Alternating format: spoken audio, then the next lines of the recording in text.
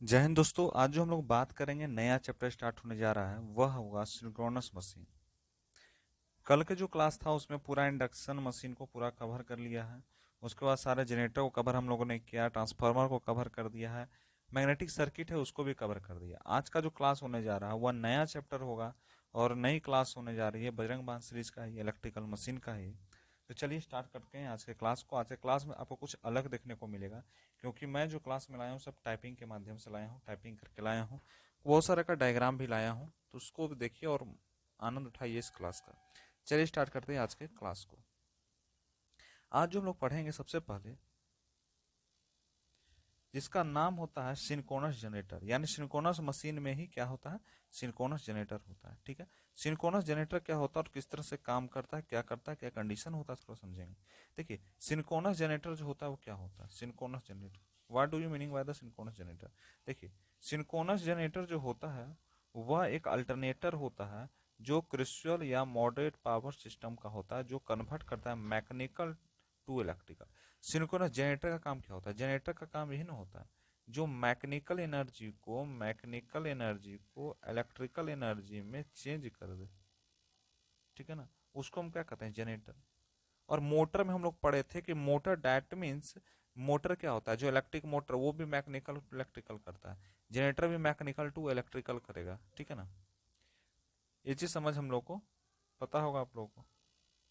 Generator motor में क्या अंतर होता है, देखिए मोटर में हम क्या देते हैं, जैसे मान लीजिए कि जैसे आप लोग पढ़ेंगे डीसी मोटर, तो डीसी मोटर में हम लोग क्या समझे, हम लोग डीसी मोटर में ही ना समझे कि डीसी मोटर जो होता है वह इलेक्ट्रिकल एनर्जी को मैकेनिकल एनर्जी में चेंज करता है।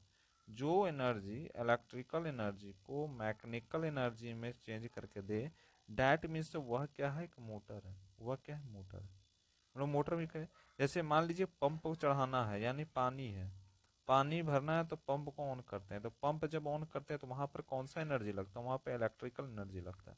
वहां पर कौन सा एनर्जी लगता है, इलेक्ट्रिकल एनर्जी लगता है। तो उससे क्या होता है, वहां पर रोटेशन होता है अंदर में। जब अंदर में रोटेशन होता है तो वहां पर क्या होता है, वहां पर जो मैकेनिकल एनर्जी वहां पे हो जाती है, यानी रोटेशन होगा, यानी वहां पे यांत्रिक ऊर्जा वहां पे लग जाता है। डैट मीन्स उसी को जो हम कहते हैं, इस चलते हम कहते हैं कि जो मोटर होता है वह इलेक्ट्रिकल टू मैकेनिकल करता है। लेकिन जैसे जनरेटर की बात की, आप लोगों को घर में जनरेटर आप लोग ऑन किए होंगे, घर के से जानते हैं, आप लोग घर में जनरेटर ऑन किए होंगे। तो जनरेटर आप लोग जब ऑन किए होंगे तो जनरेटर क्या करता है, जनरेटर का मतलब ये समझिए कि जनरेटर क्या करता है, जैसे हम लोग रोटेट करते हैं उसको घुमाते हैं, घुमाने पर क्या होता है, वहां पर क्या होता है, मैकेनिकल एनर्जी क्रिएट होता है। जो मैकेनिकल एनर्जी क्रिएट होता है तो वह इलेक्ट्रिकल एनर्जी में चेंज करके हमें देता है। तो यही पॉइंट बोलता है, सबसे पहला पॉइंट, सबसे पहला पॉइंट यही पॉइंट कहलाता है। दूसरा पॉइंट जो कहता है यहाँ पर, दूसरा पॉइंट बोलता है कि क्या बोलता है, दूसरा पॉइंट बोलता है कि they operate the electromagnetic induction. यह किसमें ऑपरेट होता है, इलेक्ट्रोमैग्नेटिक इंडक्शन पे ऑपरेट करता है। And with main component to include the rotor, stator and prime mover. देखिए, जो भी कंपोनेंट का यूज होता है, ठीक है, उसमें इंक्लूड कुछ चीज करते हैं, जिसमें रोटर होता है, स्टेटर होता है, प्राइम मूवर होता है। प्राइम मूवर क्या होता है, जैसे मान लीजिए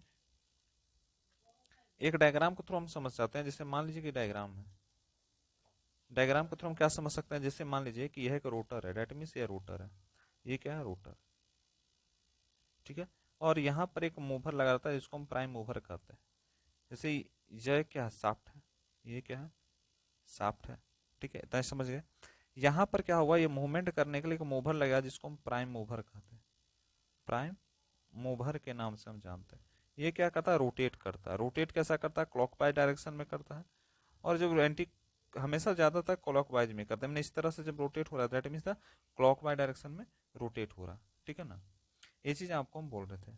अब क्या हो रहा है कि बोलता है कि the operate of electromagnetic induction, यह इलेक्ट्रोमैग्नेटिक इंडक्शन के सिद्धांत पर कार्य करता है।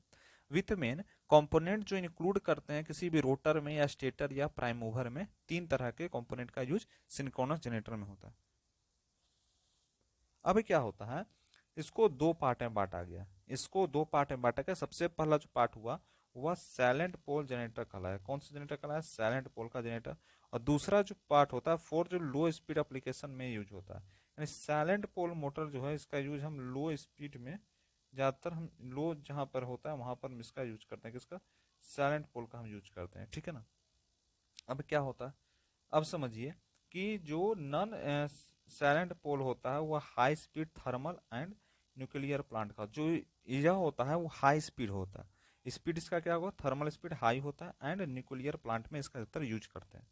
बात करिए फ्रीक्वेंसी ऑफ जनरेटेड इलेक्ट्रिसिटी, इसका काम क्या होता है कि फ्रीक्वेंसी होता है, फ्रीक्वेंसी को हम एफ से डिनोट करते हैं। इसका काम होता है जनरेटेड इलेक्ट्रिसिटी से क्या फ्रीक्वेंसी जनरेट करता है, to tied of rotor speed and number of the pole, क्या रोटर का स्पीड होगा, क्या नंबर ऑफ पोल पर। बात करते हैं dissipate challenge and maintenance synchronous या technology like automatic voltage regulation ensure the system stability. यहाँ पर क्या होगा, ऑटोमेटिक वोल्टेज सिस्टम यहाँ पर होगा, ऑटोमेटिक रूप से यहाँ पर काम होता है। ठीक है, प्रॉपर मेंटेनेंस एंड सेफ्टी जो अमाउंट और इफिशिएंट, यहाँ पर प्रॉपर मेंटेनेंस भी होना चाहिए। और डिप्ट चैलेंज की बात किया जाए, मेंटेनेंस की बात किया जाए, synchronous technology like automatic voltage regulation और स्टेबिलिटी, इसी चलते हम ऑटोमेटिक वोल्टेज रेगुलेशन जो है एस्टेब्लिश करते हैं। ठीक है, नेक्स्ट बात करते हैं, जैसे देख लीजिए यहाँ पर आप देख रहे हैं, ठीक है ना, डैट मीन्स यह जो कहलाता है ये रोटर कहलाता है, ये जो पार्ट कहलाता है, ये जो पूरा पार्ट, जैसे रोटर हम लोग इस तरह का बनाते हैं, हम लोग रोटर जो बनाते हैं वो किस तरह का रोटर बनाते हैं, देखिए हम लोग जो है रोटर जैसे बनाए, डेट इज द रोटर, तो रोटर हम लोग इस तरह का बनाते हैं, रोटेट करी में रोटेट, तो यह जो पार्ट कहलाता है ये रोटर का पार्ट कहलाता है।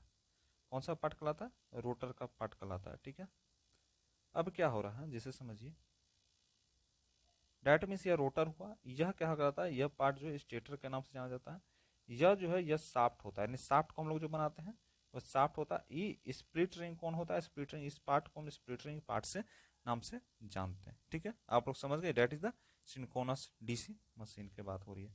बात करते हैं इसका कुछ ब्लॉक डायग्राम, जैसे रोटेटिंग फील्ड जनरेटर किस तरह से होता है और उसका साइन वेव रिप्रेजेंटेशन किस तरह से हम करते हैं। ठीक है, ठीक है, साइन वेव रिप्रेजेंटेशन कैसे करते हैं, सारा चीज को हम समझते हैं। जैसे देख लीजिए, डैट मीन्स यह जो फेज वन है, यानी यह जो वाइंडिंग क्या हुआ, ठीक है ना, यह फेज वन है जो न्यूट्रल का वाइंडिंग होता है, यह फेज टू है, ये फेज थ्री है, ये फेज, तीन तरह के वाइंडिंग यहाँ पर हुआ। यहाँ पर क्या है, नॉर्थ पोल है, यानी that is the magnet, magnet जो है रोटेट कर रहा है।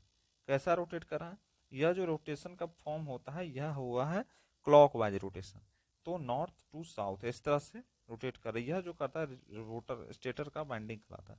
अब क्या बोलता है, जैसे मान लीजिए कि यह एक फेजर डायग्राम है, फेजर डायग्राम देख रहे हैं, phase one, phase two, phase three, तीन तरह के हैं जिसको आउटपुट्स, थ्री फेज का साइन वेव निकालने की बात है कि साइन वेव क्या होता है, कैसा होता है, तो इस तरह का होता है, और थ्री फेज रोटर जनरेटर इस तरह का बनता है। ठीक है, नेक्स्ट बात करते हैं क्या वर्किंग होगी, क्या प्रिंसिपल होगी इसकी। तो वर्किंग प्रिंसिपल को समझिए कि it works principle electromagnetic induction के प्रिंसिपल पे यह वर्क करता है। किस प्रिंसिपल पे वर्क करता है, इलेक्ट्रोमैग्नेटिक इंडक्शन के प्रिंसिपल पे वर्क करता है। कौन वर्क करता है, सिंक्रोनस जनरेटर वर्क करता है। ठीक है, उसके बाद बात कर रहे हैं जो सिंक्रोनस जनरेटर होता है उसमें फील्ड सिस्टम होता है। कौन सा सिस्टम होता है, फील्ड सिस्टम, जो रोटेट करता है, या आर्मेचर वाइंडिंग इन स्टडी, जब स्टडी स्टेट में आर्मेचर वाइंडिंग है तो इसको रोटेट करने का काम करता है। इसका मेन काम होता है कि अपोजिट द डीसी जनरेटर, यह क्या करता है, opposite to the DC, principle इसका जो करेगा वो डीसी जनरेटर के अपोजिट करता है। High voltage AC output coming from the armature terminal, यहाँ पर हाई वोल्टेज जो है एसी आउटपुट टर्मिनल यहाँ पर होता है। जैसे पूरे पार्ट को देख लीजिए, यह that mean the stator south pole north pole, south pole north pole होता है, यह स्टेटर का वाइंडिंग कहलाता है, और ये जो कहलाता है स्टेटर का फ्रेम कहलाता है, डीसी वाइंडिंग ये कहलाता है, इसको पोल पिच कहते हैं, पोल सूक होता है और शाफ्ट होता है। देखिए आप लोग अगर डीसी मशीन आप लोग नहीं पढ़े मतलब पीछे लेक्चर आपका डीसी मशीन का आया हुआ है, डीसी मशीन आप लोग पढ़ लीजिएगा तो सारा चीज पता चलेगा, पोल सूक क्या होता है, पोल शाफ्ट क्या होता है, पोल कोर क्या होता है, नॉर्थ पोल क्या होता है, साउथ पोल क्या होता है, स्टेटर क्या होता है, रोटर क्या होता है, सारे चीज के बारे में हम बताएं आपको। ठीक है, सारे चीज के बारे में हम क्या किए, आपको एक्सप्लेन किया, वो भी डिटेल में एक्सप्लेन किया। तो जो नहीं देखे जाके देख लीजिए, हर प्लेलिस्ट आपका बना हुआ है, एक इलेक्ट्रिकल मशीन का नाम से प्लेलिस्ट है, जिसमें पूरे जितने भी एसएससी जेई में जितने भी चीज पूछा जा रहा है सारा चीज जो है उसमें बना हुआ है। रेलवे आरआरबी जेई में भी वही सारा चीज रहता है, उन लोग के लिए भी बेनिफिट है, कोई भी जेई स्पेशलिस्ट आदमी है, जो इतना पढ़ना है उतना ही मैं पढ़ाया हूँ, उससे ज्यादा नहीं क्वेश्चन आएगा। ठीक है, अब क्या बोलता है, जैसे सिंक्रोनस जनरेटर, सिंक्रोनस जनरेटर का ये पूरा है डायग्राम है, जैसे मान लीजिए कि that means the north pole है, इसको हम क्या कहते हैं, इसको हम नॉर्थ पोल कहते हैं, और इसको हम साउथ पोल कहते हैं। That is the rotor, rotor can be rotate, rotor क्या करता है, रोटेट करता है, यह आर्मेचर का कंडक्टर है, यह रोटर है, थ्री फेज सप्लाई है, यह स्टेटर कहलाता है, यानी बाहरी पार्ट स्टेटर कहलाता है, इसको हम बेस कहते हैं, जिस पर रोटर क्या होता है अपना रहता है, डिजाइनिंग के लिए हम इसको बेस मान लेते हैं, इसको खड़ा करने के लिए रोटर को, ठीक है। या आर जीरो जो देख रहे हैं आपको, ये आर्मेचर का कंडक्टर है, चारों तरफ आर्मेचर का क्या है, कंडक्टर है। ये सिंक्रोनस जनरेटर का डायग्राम, ठीक है। बात करते हैं स्टेटर और रोटर क्या हो, चलिए हम यहाँ पर ही बता दिए आपको। स्टेटर कैसा होता है देखने में, ठीक है। स्टेटर है डेट मीन्स रोटर है। स्टेटर क्या होता है, stator is a stationary of electrical component that's formed to stator part of electrical machine। Stator क्या है, स्टेशनरी है किसका, इलेक्ट्रिकल कंपोनेंट का। स्टेटर को हम स्टेशनरी भी कहते हैं, ठीक है, stationary part of the electrical machine. और स्टेटर का काम होता है कि rotating the machine fix to the rotor of means friction, friction के मदद से मशीन को रोटेट कराने का काम स्टेटर का होता है, ठीक है। फ्रिक्शन का। रोटर क्या होता है, rotor is the rotating electrical component that provide the rotational force, rotational force electrical machine में प्रोवाइड करता है। Rotor attach to external power source and spin against the products of rotational motion. यह क्या होता है, रोटेशनल मोशन। जैसे देखिए आप इस तरह का आप देखे होंगे वाइंडिंग, या कॉपर का पूरा तरफ से वाइंडिंग हो, आप जैसे पंखा देखे होंगे, पंखा बनाने गए होंगे, या आप किस अपना अगर आपके पास स्टेपलाइजर हो, स्टेपलाइजर बनाने गए होंगे, तो वहां पर इस तरह का जो वाइंडिंग देखे होंगे छोटा छोटा, इस सब वाइंडिंग बना होता है, डेट मीन्स द स्टेटर। इसी तरह से डीसी मोटर होता है, डीसी मोटर या सिंक्रोनस मोटर जो भी कह सकते हैं, तो उसमें इस तरह का वाइंडिंग बना होता है। या जो बाहर पार्ट से इसको हम रोटर कर रहे हैं, डेट मीन्स रोटेट करता है, क्या करता है, रोटेट करता है। अब बात क्या करते हैं, अब नेक्स्ट बात होता है कि सिलेंड्रिकल रोटर और सैलेंट पोल रोटर में क्या अंतर होता है, ठीक है। सिलेंड्रिकल रोटर का मतलब समझिए कि वैसा रोटर क्या होता है, cylindrical rotor, the rotor is the cylindrical space in have to parallel slot to place the rotor winding। Rotor winding को प्लेस करने के लिए इसका यूज होता है। ऑल्सो नो जो नॉन सैलेंट रोटर, इसको नॉन सैलेंट रोटर के नाम से भी जाना जाता है। यह जो सिलेंड्रिकल रोटर का जब डायग्राम बोलेगा तो इस तरह का डायग्राम बनेगा, और सैलेंट पोल का इस तरह का डायग्राम बनता है। बात करते हैं सैलेंट पोल रोटर की। सैलेंट पोल रोटर जो होता है वह consist to large number of project pole. कोई भी लार्ज नंबर ऑफ प्रोजेक्ट की बात होगी तब हम सैलेंट पोल रोटर का यूज करेंगे। रोटर वाइंडिंग जो होता है provide these pole are these support the pole shoe, pole shoe का काम होता है सपोर्ट करना रोटर वाइंडिंग, ठीक है। बात करते हैं डैम्पर वाइंडिंग क्या होता है, what is meaning by the damper winding. Damper winding मतलब समझिए, डैम्पर वाइंडिंग जो होता है वो low resistance copper aluminium on brass. Damper winding जो होता है वो किसका बना होता है, लो रेजिस्टेंस, किसका लो रेजिस्टेंस का, कॉपर का बना होता है, एल्युमिनियम का बना होता है, ब्रास का बना होता है, एल्युमिनियम या ब्रास दोनों में से कुछ चीज का। They are instant in slots made to pole shoe, pole shoe में स्लॉट देखते हो ना, तो स्लॉट में कॉपर का कहीं स्लॉट होता है, जैसे मान लीजिए यहाँ पर दिखाते हैं, जैसे ये डीसी मशीन है, ठीक है। डीसी मशीन में क्या होता है, जैसे यहाँ पर एक स्लॉट बना होता है, इस तरह का जो वाइंडिंग होता है देखते हैं ना, इस तरह का जो वाइंडिंग देखते हैं, तो सारा जो वाइंडिंग कभी एल्युमिनियम का होता है या ब्रास का होता है, इसी समझ जाना है। एल्युमिनियम का भी होता है, ब्रास का भी। फंक्शन की बात किया जाए अल्टरनेटर में, टू एलिमिनेट हंटिंग, हंटिंग को एलिमिनेट करने के लिए होता है, to surprise the negative sequence field में, ठीक है। और मोटर क्या होता है, टू एलिमिनेट हंटिंग और स्टार्टिंग पर्पस में इसका यूज हम करते हैं, ठीक है। जैसे यहाँ पर डैम्पर वाइंडिंग देखिए, डैम्पर वाइंडिंग हम इमेज ले आए हैं, डैम्पर वाइंडिंग कैसा होता है देखने में, जैसे यहाँ पर एक वाइंडिंग का सीन देख रहे हैं, ये सारे जितने भी सीन देख रहे होंगे, that means is the damper winding, देखिए सिंबल से आपको डिनोट किया गया। और ये शॉर्ट सर्किटेड रिंग है, यह रिंग टाइप का शॉर्ट सर्किटेड होता है। यह जो आपको देख रहे हो इसका जो है ओरिजिनल चेहरा है, ठीक है। अब एक्साइटेशन क्या होता है, एक्साइटेशन का मतलब समझिए कि दे है ना, they are three type of extension of alternator. यह तीन तरह के एक्साइटेशन होते हैं। फर्स्ट को होते हैं यूजिंग डीसी जनरेटर का यूज करके, दूसरा होता है स्टैटिक एक्सटेंशन की वजह से, और तीसरा जो होता है ब्रशनेर एक्सटेंशन। तीन तरह के एक्सटेंशन होते हैं, ठीक है, एक्सटेंशन करना है तो। और इसका एडवांटेज क्या होता है, स्टेशनरी आर्मेचर का, आर्मेचर जो इन अल्टरनेटर का क्या एडवांटेज हो सकता है, एडवांटेज में इसे समझ जाइए कि base on current collection, current collection के लिए यह उपयोगी होता है। बेटर इंसुलेशन होना चाहिए, increase the armature tooth strength, ठीक है, उसका जो आर्मेचर का टूथ होता है, टीथ होता है, उसको बढ़ाना। टीथ कहाँ होता है भाई, देखिए ये पार्ट की बात हो रही है, इसको इंक्रीज करना, ठीक है। उसके बाद होता है मोर रिजिड कंस्ट्रक्शन, इसका कंस्ट्रक्शन बहुत ही रिजिड होता है, रिड्यूस आर्मेचर लीकेज रिएक्टेंस और larger number of spring and larger rotor weight and इंडस्ट्रिया होना चाहिए। ठीक है, बात करते हैं आर्मेचर वाइंडिंग की। What do you meaning by the armature winding? तो ये पूरे देख रहे हैं part, that means the armature winding. इस तरह का जो वाइंडिंग का जितना टोटल पार्ट देगा दैट इज आर्मेचर वाइंडिंग। क्या बोलता है armature winding? The DC machine are different form of alternator. DC machine एक different form of alternator, alternator का एक डिफरेंट फॉर्म जिसको हम डीसी मशीन के नाम से जानते हैं। There set of winding arrange to slot and carry three phase alternator. यह अरेंज स्लॉट करता है और कैरी क्या करता है? थ्री फेज अल्टरनेटर को। द इंड्यूस ईएमएफ है phase difference of 120 degree. Induce EMF का फेज डिफरेंस 120 डिग्री का होता है। स्टार और डेल्टा कनेक्शन की बात किया जाए तो किसका बनाता है? Three phase winding terminal to brought outside. Three phase winding terminal का हम यूज करते हैं ब्राउट करने के लिए आउटसाइड। ठीक है, नेक्स्ट बात करते हैं कि यह हो क्या सा, इसके बारे में थोड़ा समझिए। कोल स्पेम या pole pitch refers to different between two sides of the coil. दो साइड ऑफ कॉइल में इसका यूज होता है।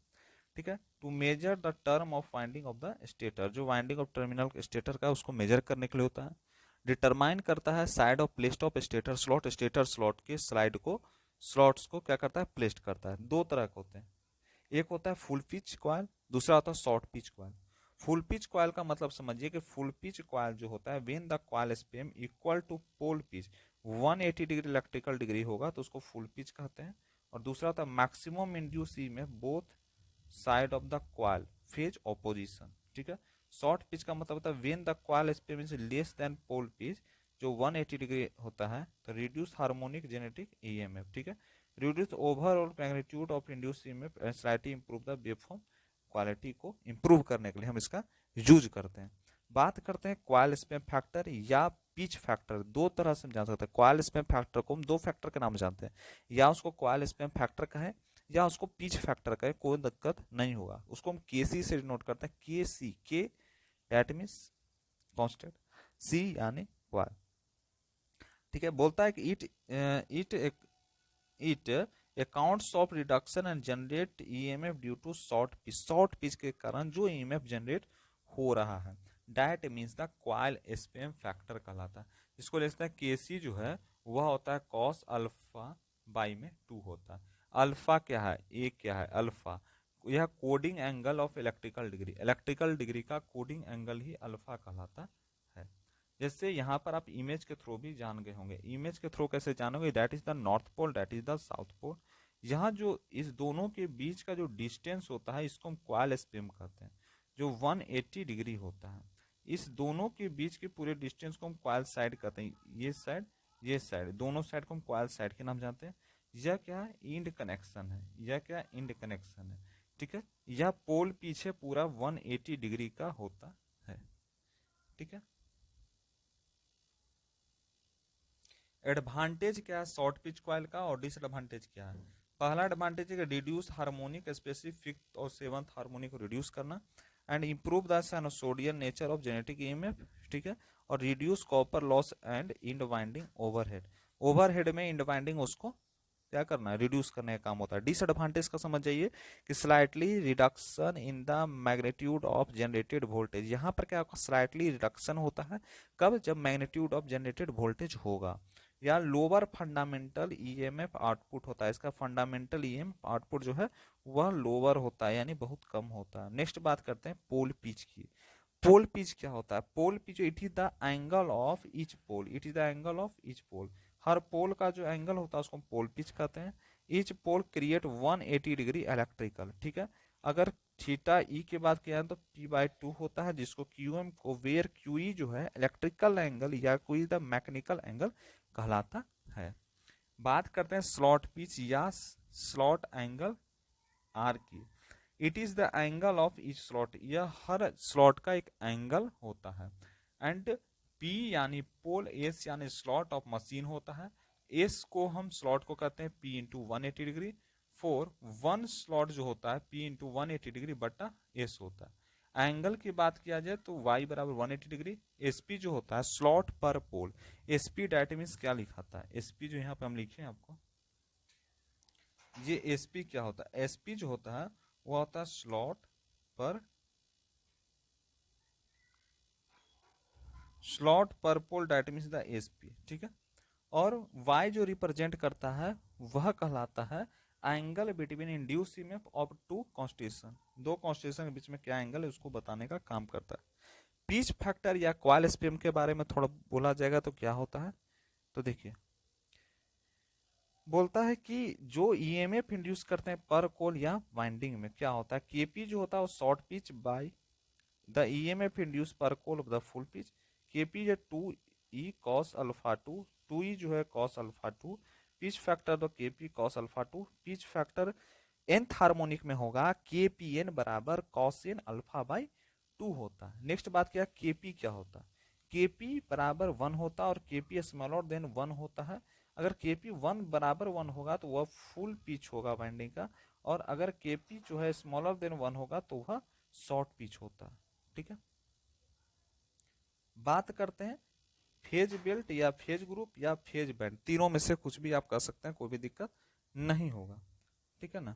तो इसमें क्या बोलता है कि it is the group of slot blowing to each phase under each pole. यह क्या है, ग्रुप है, किसका ग्रुप है, स्लॉट का। सब कब स्लॉट, जब बिलोंगिंग करेगा टू ईच फेज के साथ, ठीक है। एंड फेज बेल्ट है एम स्लॉट या स्लॉट पर पोल पर फेज इसका कहलाता है। फेज स्प्लिट का मतलब इसमें it is the angle of subtend या फेज बेल्ट का एंगल होता है, और फेज स्प्लिट जो होता है एम वाई कहलाता है बराबर। फेज स्प्लिट होता है एन, यानी फेज मशीन 180 डिग्री एन होता है। For connecting winding phase belt बराबर 1 होता है, और डिस्ट्रीब्यूटिंग वाइंडिंग की फेज बेल्ट की बात करें ग्रेटर देन इक्वल टू 2 होता है, ठीक है। इतना सी आप लोग को समझ आ गया होगा, कोई भी दिक्कत नहीं हो रहा होगा। टाइपिंग के माध्यम से लाएं तभी आपको समझने में और कंप्लीट करने में कोई दिक्कत नहीं होगी। बात करते हैं uniformly distributed winding. Uniformly distributed winding जो होता है वह क्या होता है, if the number of slot पर पोल या पर फेज ज्यादा हो तो जनरेट करता है कौन सी, ईएमएफ, जो बहुत ही साइनोसोडियल ईएमएफ होता है। And then the winding set to uniform distribution winding कहलाता है। एडवांटेज की बात किया जाए, the effect of harmonic is reduce and the iron loss जो होता है इफिशियंसी इंक्रीज होता है, एंड टेम्परेचर राइज करेंगे यूनिफॉर्मली डिस्ट्रीब्यूटेड में, और कूलिंग इट्स इफेक्टिव, और कूलिंग करेंगे इफेक्टिव रूप से। And armature winding mechanically balance well, armature winding जो होता है मैकेनिकली बैलेंस्ड भी होता है। बात करते हैं नेक्स्ट आर्मेचर रिएक्शन की। What is the meaning of the armature reaction, तो आर्मेचर रिएक्शन जो होता है वह इफेक्ट है आर्मेचर फ्लक्स का, जिसको हम फ्लक्स ए, जो मेन फ्लक्स का होता है फाई ए का। आर्मेचर जो होता है रिएक्शन डिपेंड करेगा magnitude of the load factor या लोड फैक्टर पे, लोड पावर फैक्टर पे, या मैग्नीट्यूड ऑफ द लोड पर यह डिपेंड करता है। काउज क्या है, उसका क्या कारण है, किसका भाई, तो वोल्टेज ड्रॉप का। तो ए है कि drop due to armature resistance I A R A drop, दूसरा ड्रॉप जो होगा leakage reactance L A XL drop, और तीसरा जो का drop due to armature reaction L A X A drop, और सिंक्रोनस रिएक्टेंस जिसको एक्स ए प्लस एक्सएल कहते हैं, और सिंक्रोनस इंपेडेंस जो है जेड एस बराबर R A plus J X S होता है, ठीक है। अब बात करते हैं इंड्यूसिव में कुछ फार्मूले हैं जिसमें लिख सकते हैं कि ई जो होता है हमेशा, ई जो होता है वह होता है रूट अंडर भी cos five plus I A R A का होल स्क्वायर प्लस भी sine flux plus minus I A X S का होल स्क्वायर। हियर प्लस जो है वो लैगिंग पावर फैक्टर होता है, और माइनस जो होता है वो लीडिंग पावर फैक्टर होता है। तो हम लोग जो है आज इतना चीज़ पढ़े, बहुत सारा चीज़ हम लोगों ने आज का क्लास में कवर किया, जो सिंक्रोनस मशीन सारे जितने भी सब्जेक्ट है, जो आपका 3-4 था वही ज़्यादा लंबा था। सिंक्रोनस मशीन जो है थोड़ा ठीक है, मॉडरेट में है, काम चल जाएगा आपका, 2 से 3 क्लास में वो कंप्लीट हो जाएगा, ठीक है। आज एक क्लास हो गया, 2 क्लास और लगेगा, सिंक्रोनस मशीन आपका पूरा कंप्लीट होगा। और उसके बाद जो हम लोग पढ़ेंगे, आज शुरू इसका स्टार्ट कर रहे हैं तो इसी चलते हम कम समय आपको का वीडियो बना है, ठीक है। नहीं तो 1 से 2 क्लास में आपका कंप्लीट कर देंगे, छोटा छोटा करके, बड़ा होगा तो बड़ा करके हम खत्म कर देंगे। उसके बाद एक स्पेशल मोटर को पढ़ना है, उसके बाद हम पूरा कंप्लीट कर देंगे, पूरा मशीन आपका कंप्लीट होगा जो एसएससी जेई रिलेटेड है। उसके बाद हम लोग जो है कोई नया चैप्टर बुक स्टार्ट करेंगे, जैसे मान लेंगे अगर आप बेसिक इलेक्ट्रिकल पढ़ना चाहते हो तो बेसिक इलेक्ट्रिकल स्टार्ट करेंगे, नहीं तो आप अगर बेसिक इलेक्ट्रॉनिक्स पढ़ना चाहते हैं बेसिक इलेक्ट्रॉनिक्स स्टार्ट करेंगे। आप कमेंट कर दीजिए, आप कमेंट नहीं कीजिएगा तो फिर अपने अनुसार चलेंगे, लेकिन आप अगर कमेंट कर दीजिएगा तो आपके अनुसार हम चलेंगे, ठीक है। बेसिक इलेक्ट्रॉनिक्स पढ़िएगा पहले कि बेसिक इलेक्ट्रिकल पढ़िएगा, नीचे कमेंट करके आप लोग बता दीजिएगा। ठीक है, चलिए स्टार्ट। आज का क्लास तो हो गया। ठीक है, मिलते हैं क्लास में। अगर चैनल पर नए हो चैनल को जो सब्सक्राइब कीजिए, जितना हो सके दोस्तों तक शेयर कीजिए। आपके लिए बेहतरीन से बेहतरीन कंटेंट आपके लिए लाया जा रहा है इस चैनल पे। ठीक है, मिलते हैं क्लास में। Thank you.